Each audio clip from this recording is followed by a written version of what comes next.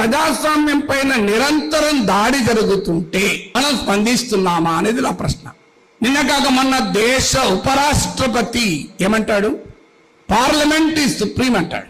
ఆయన స్వయాన లాయర్. రాజ్యాంగం చదివితే 10th క్లాస్ లో వాడికి అర్థమవుతుంది ఇండియాలో పార్లమెంట్ సుప్రీం కాదు, ఈవెన్ సుప్రీం కోర్టు కూడా సుప్రీం కాదు, ఇండియాలో కాన్స్టిట్యూషన్ మాత్రమే సుప్రీం. ఇది రాజ్యాంగంలో క్లియర్ గా ఉంది. అయినా దేశ వైస్ ప్రెసిడెంట్ అంటాడు. భారత పార్లమెంట్ లో దేశాన్ని పాలించే రాజకీయ పార్టీకి చెందిన పార్లమెంట్ సభ్యుడు ఏమంటాడు? ఈ దేశంలో జరిగే అంతర్యుద్ధాలకు సుప్రీంకోర్టు చీఫ్ జస్టిస్ కారణము అంటాడు. ఈ దేశ న్యాయశాఖ మంత్రి ఏమంటాడు? అసలు సుప్రీంకోర్టుకు మేమే నియమిస్తాం జడ్జిలను అంటాడు. ఇంతకన్నా డెమోక్రసీకి ప్రమాదం ఇంకేమైనా ఉంటుందా? ఇది ఈరోజు జరుగుతున్నటువంటి దాడి. సో ఈ దాడిని ప్రశ్నించకుండా, ఈ దాడికి వ్యతిరేకంగా కోట్లాది లక్షలాది మంది విద్యార్థులను సమీకరించకుండా ప్రజాస్వామ్యాన్ని ఎలా కాపాడుకుంటాం?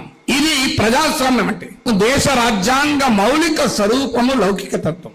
Basic structure of the constitution. Keshavananda Bharati కేసులో సుప్రీంకోర్టు తీర్పు చెప్పింది ఏంటంటే basic structure of the constitution cannot even be amended by the parliament అని చెప్పింది. పార్లమెంటుకు కూడా రాజ్యాంగ మౌలిక స్వరూపాన్ని మార్చే అధికారం లేదు అని. కానీ కేంద్ర హోంమంత్రి పార్లమెంటు మధ్యలో నిలబడి, పార్లమెంట్ లాంటి ఒక పవిత్ర దేవాలయంలో నిలబడి నేను లౌకిక తత్వం అనే పదాన్ని రాజ్యాంగంలో ఉండాల్సిన అవసరం లేదు అంటాడు. సెక్యులరిజం, సోషలిజం అన్న పదాలకు రాజ్యాంగంలో అవసరం లేదు అని చెప్తాడు. ఇంతకన్నా న్యాయం ఇంకోటి ఉంటుందా? మరి సెక్యులరిజం అంటే ఇది హిందూ వ్యతిరేకము, ఇది ఒక పాశ్చాత్య భావన అని చెప్తారు. ఎవరు చెప్పాలి విద్యార్థులకు సెక్యులరిజం అంటే ఏంటి అని? సెక్యులరిజం అంటే మతం పైన దాడి, సెక్యులరిజం అంటే మతాతీత సమాజము, హిందూ మతాన్ని నాశనం చేయడానికే సెక్యులరిజం అంటున్నారు అని నిరంతరం విద్యార్థుల పైన ప్రభావం పడుతుంటే వారిని ఎస్ఎఫ్ఐ ఉద్యమంలోకి రమ్మంటే ఎందుకు వస్తారు? వారు ఏ మతోన్మాద సంఘాలలో చేరుతారు.